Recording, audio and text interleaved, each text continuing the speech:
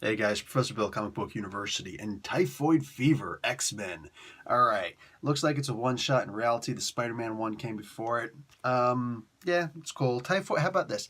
Typhoid Fever 2 with the X-Men. How about that? This way it's easier to follow along. They keep trying to sell everything as though it's just a trade, but it's not a trade yet. Alright, so let's get started on this. We got Clay McLeod Chapman on writing, Will Robson and Danilo S. Beyruth on art. We got Rachel Rosenberg and Dono Sanchez Almara on colors. VC's Travis Lanham on letters. Cover art, R.B. Silva and Chris Sotomayor. Variant cover artists, Gerardo Sandoval and Eric Arcianega, and another one by Marcos Martin.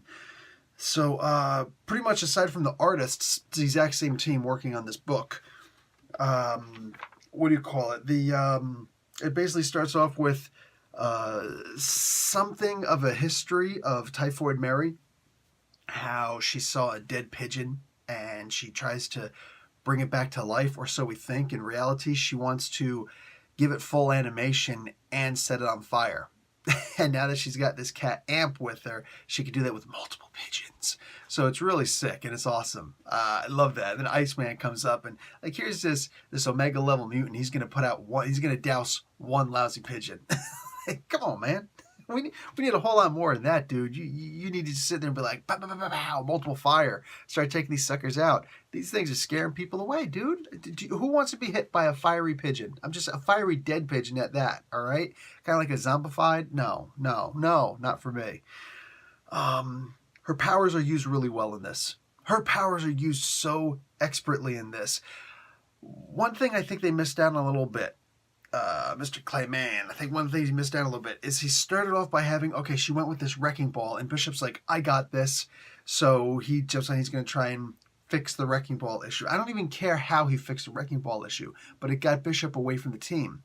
I think that would have been really cool. Is she did something similar with Iceman, but it took a while for that to actually be let in, and then all of a sudden Spider-Man shows up. I almost would have preferred that she would have individually taken out each of the X-Men like that. That just, give them all the reason until Jean's left there all by herself. And then just have that. It's the only way I think this comic book could have been any better. But that's also just my opinion. And I don't make comic books, I just read them. So what do I know? But no, this was, oh my God, this was so fun. You had so many different ways of trying to confuse the story without it actually being confusing, trying to really mess things up, not for the reader, but for the other characters. But the readers might look at this and go, wait, what's going on? Great gameplay here.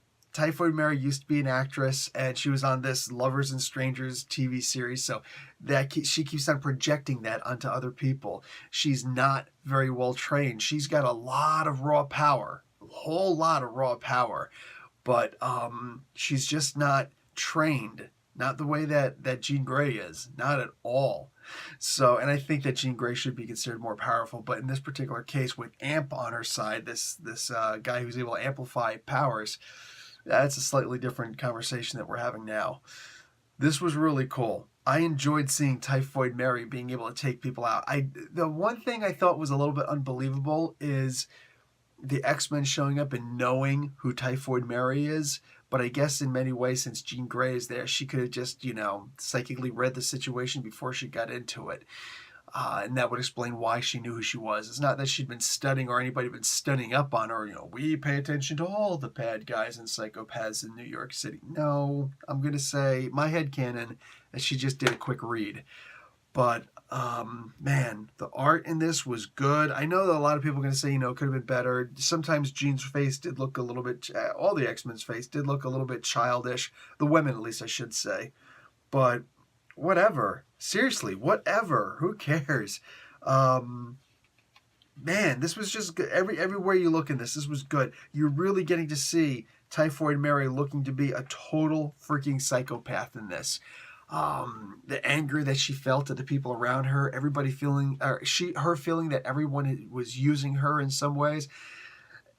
And when you look at it that way, I guess we all kind of use each other. You know what I'm saying? Like, wow, man. Wow. So, this was enjoyable. This really was. I don't know if this is. I don't know yet until we actually get to the end. It's funny. This issue, and I remember the previous issue with Spider-Man, both really solid issues, man. But I don't know how the story is going to actually play out. And that's the thing that scares me a little bit. How's this going to end? Because if it just ends with, okay, Mary, we're going to get you some more help and you go to jail, I'm going to feel like it's because the stakes really felt high in this. So I'm hoping that we get something else out of this. To make a Typhoid Mary story, I'm hoping, like it's focused on the bad guy.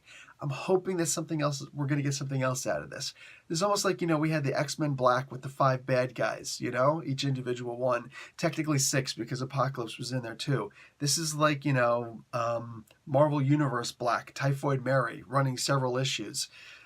I'm hoping this has some kind of lasting consequences. When you make a story about a bad guy, there's got to be something special there. Maybe she'll turn into a hero at the end of this. Who knows? Even if just for a little while. Inverted Mary. That'd be cool. Anyway, guys, Professor Bale, Comic Book University. Class dismissed.